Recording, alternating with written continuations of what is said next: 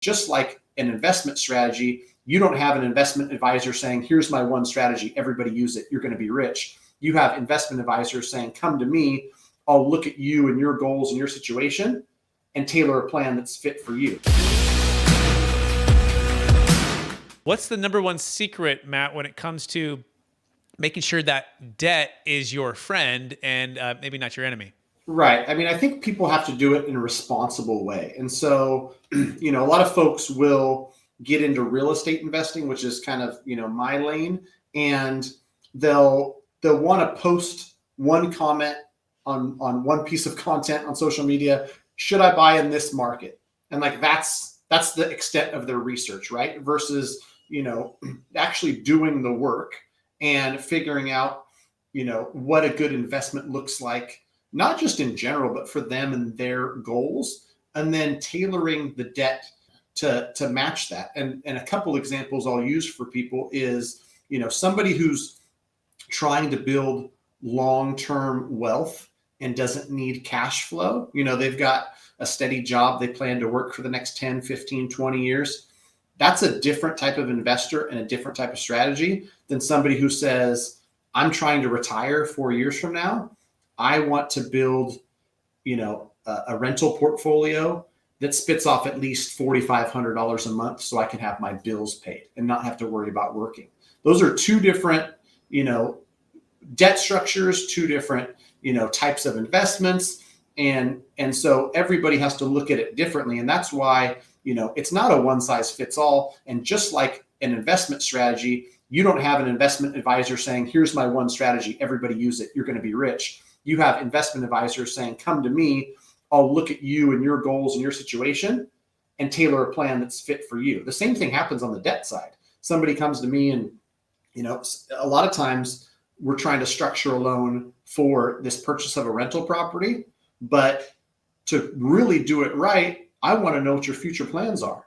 Is your primary in this investment the end of the road, or do you plan on adding 2 more? Do you plan on adding 10 more? What are your, long-term and short-term goals? How do we, start walking that path towards those? And, anybody who's seen any kind of thing on like the power of leveraging real estate understands. I mean, let's take a simple example. You bought a house in 2018 for $400,000. If you put 5% down and moved into this house, you were in it for $20,000. So you have a $20,000 investment. Most any place in the U.S., appreciated 30% over those last 3 years. And so you take the $400,000 house that's now worth $520,000. That's $120,000 in net worth gain for a $20,000 investment. It doesn't take a rocket science to say, you 6x your investment. And this isn't Dogecoin or some, random cryptocurrency. This is real estate. You can see it, feel it, touch it, it's real. And, that's the type of thing that debt can help you accomplish. You don't have to buy the $400,000 asset with cash. You don't have to have $400,000 and say, oh, it went up 30%. Yay. It went up 600% versus your $20,000 initial investment. You do the same thing with rental properties. Yeah, it's powerful, right? And it's, one thing we always wish we would have done is bought more real estate during the crash, right? And it's having that liquidity and that hopefully that financeability, right, with a good credit score, and then having that experience and have done the work, doing the work, understand the local markets, understand the opportunities, and then executing on those plans. And so I like the way you put long-term worth versus, do I need immediate cash flow, right? And versus retiring 4 to 5 years. So it's identifying what season of the wealth plan that we're in, and then tailoring the debt to that business plan and to that deal and to that part of your life. Is that a fair summary so far?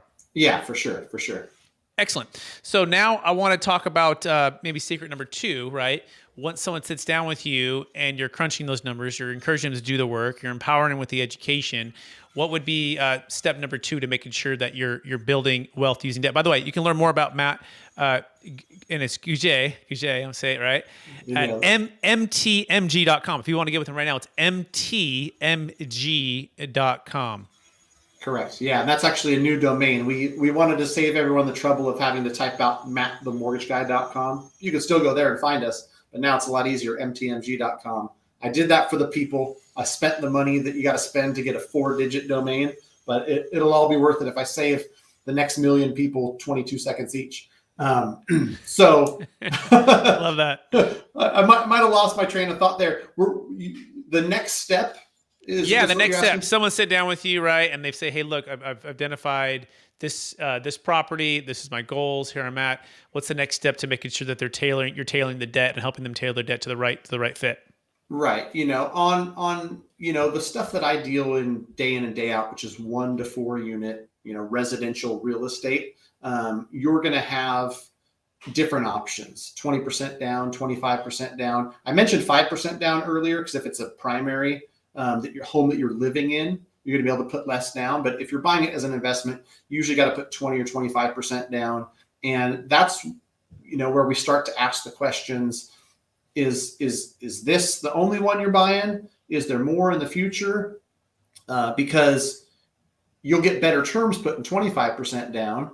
But if you're trying to preserve capital and deploy it on the next investment, you might only put 20 so that you can save that extra 5% and get you that much closer to the next investment property. So it's those types of questions that are, steps 3, 4, and 5. And what you're looking to do on those steps is going to help me determine a plan for step 2. Once we've determined that plan, then it's, are we paying points?